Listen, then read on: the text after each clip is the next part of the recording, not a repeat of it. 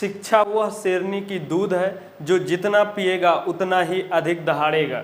आज हम सभी लोग डॉक्टर भीमराव अंबेडकर जी के बारे में थोड़ा बात करेंगे और बात करने से पहले आप सभी को बताना चाहेंगे, आप अपने परिवार को आगे ले जाना चाहते हैं तो ये वीडियो ज़रूर देखिएगा, क्योंकि शिक्षा ही वो है जो आपको, आपके परिवार को, बच्चों को बहुत आगे बना देगा, बहुत आगे बढ़ा देगा। इसी के साथ ही आप कुछ भी कर सकते हैं। अगर आपके जीवन में शिक्षा नहीं है तो कुछ भी नहीं है। आज जैसा कि 14 अप्रैल है, बहुत धूमधाम से जयंती मनाई जा रही है। इसी के बारे में बहुत ही शार्ट और संक्षेप में जानेंगे। ये क्लास उस एग्ज़ाम में भी आएगा, पूछा जाता है। आइए आगे बढ़ते हैं, चर्चा पर चर्चा करते हैं। जो डॉक्टर भीमराव जी का पूरा नाम क्या है, यहाँ एक्स्ट्रा जुड़ जाता है कि डॉक्टर भीमराव रामजी अंबेडकर। क्या बोलते हैं? डॉक्टर भीमराव रामजी अंबेडकर, और अर्थात लोकप्रिय किस नाम से भी हैं? बाबा साहब अंबेडकर।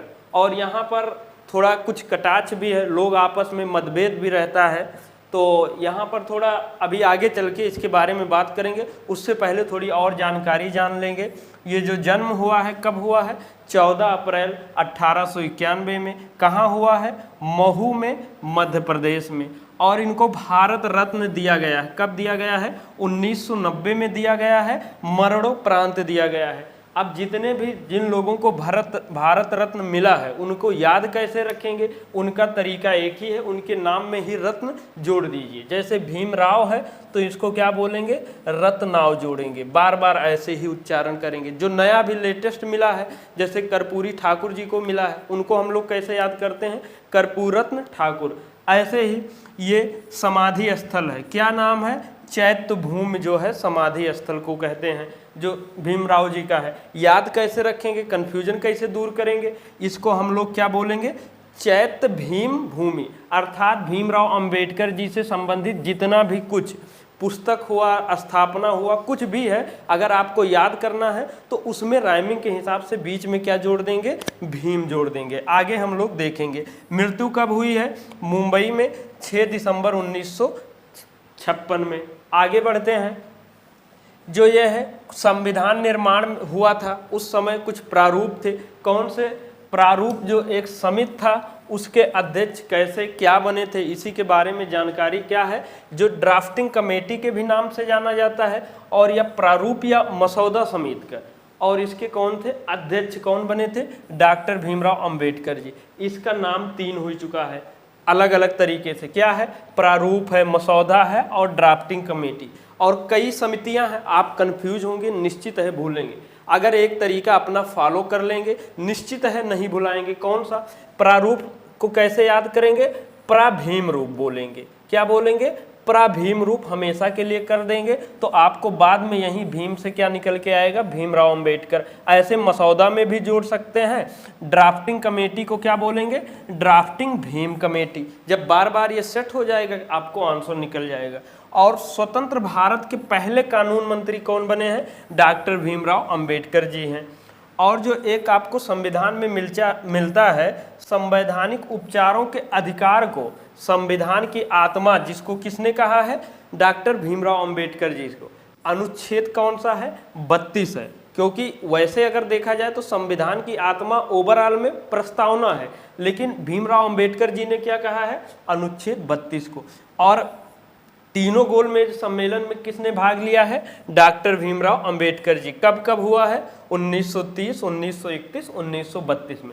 अब ये महत्वपूर्ण पत्रिका, पुस्तक, जो भी रचनाएं हैं भीमराव जी के द्वारा, यहाँ पर हम लोग याद करेंगे, समझेंगे। और ये बहुत ही इंपॉर्टेंट है कि एग्जाम में कहीं ना कहीं देखने को मिल ही जाता है। अब तरीका क्या रहेगा हम यहाँ बता देते हैं। ये जितना भी नाम है, हर एक के, जैसे जाति का उन्मूलन है तो जाति का क्या कर देंगे? भीम उन्मूलन। बार बार ये उच्चारण कैसे? ऐसे मूक नायक को क्या बोलेंगे? मूक भीम नायक बोलेंगे। अनटचेबल बोलेंगे क्या? अन भीम टचेबल। मतलब जो याद करने का पैटर्न वही अपना 5G रहेगा। जब ये एक बार सेट हो जाएगा तो भूलने और कंफ्यूजन की समस्या खत्म हो जाएगा। बार बार रिवीजन नहीं करना पड़ेगा, पढ़ना नहीं पड़ेगा। अब यहाँ आप अपने हिसाब से सेट कर लीजिएगा। अब चलते हैं। जाति का भीम उन्मूलन, पाकिस्तान पर भीम विचार, रनाडे गांधी और भीम जिन्ना। ऐसे ही मूक नायक को क्या बोलेंगे? मूक भीम नायक, अनटच भीम बेल्स, जनता भीम जनता या जनता भीम, ठीक। और बहिष्कार भारत या बहिष्कृत भारत जो है कौन होंगे, बहिष्कार भीम भारत, बुद्ध या कार्ल्स, ये क्या है, बुद्ध या कार्ल्स मार्क्स, और संघ बनाम भीम स्वतंत्रता। अर्थात जब नाम में ही प्रश्न जुड़ा रहेगा तो कहीं ना कहीं आपको क्लू मिलेगा कि कौन हो सकते हैं। ऐसे ही कुछ सभा का स्थापना किए हैं और राजनीतिक दल का, उसका याद करने का तरीका क्या रहेगा, इसी में भीम जोड़ लेंगे। और जहां आपको बहिष्कृत मिल जाएगा वर्ड तो मैक्सिमम आपका पॉसिबिलिटी यही रहेगा कि भीमराव अंबेडकर जी से ही रहेगा। तो बहिष्कृत भीम हितकारिणी सभा, ऐसे ही दलित वर्ग भीम एसोसिएशन, राजनीतिक दल का गठन अखिल भारतीय अनुसूचित जात, कौन होगा, भीम महासंघ, कब हुआ था, 1942 में।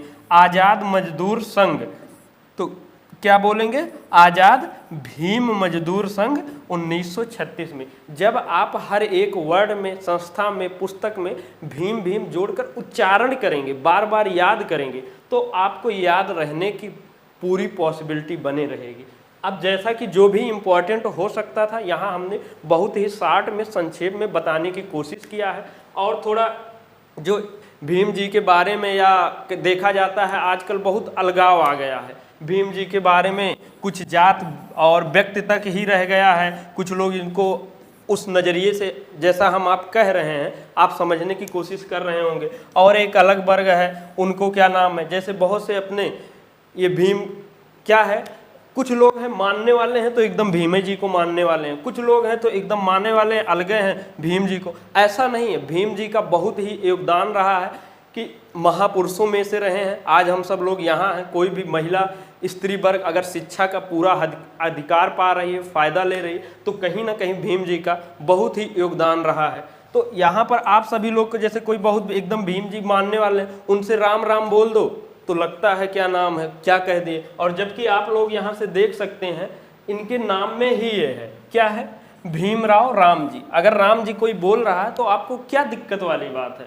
और जो एकदम अलग ही मानने वाले हैं उनसे ये भी जय भीम या जो कुछ भी आप बोलते हैं, अगर बोल दे रहे हैं तो इसमें क्या दिक्कत है। देखिए, आपस में भाईचारा बना के रखिए, सब लोग एक साथ रहें, आपको भी यहीं रहना, इनको भी यहीं रहना, सब लोग एक संगठित होकर रहेंगे तभी भारत का निर्माण हो सकता है, और संगठित रहे भी हैं।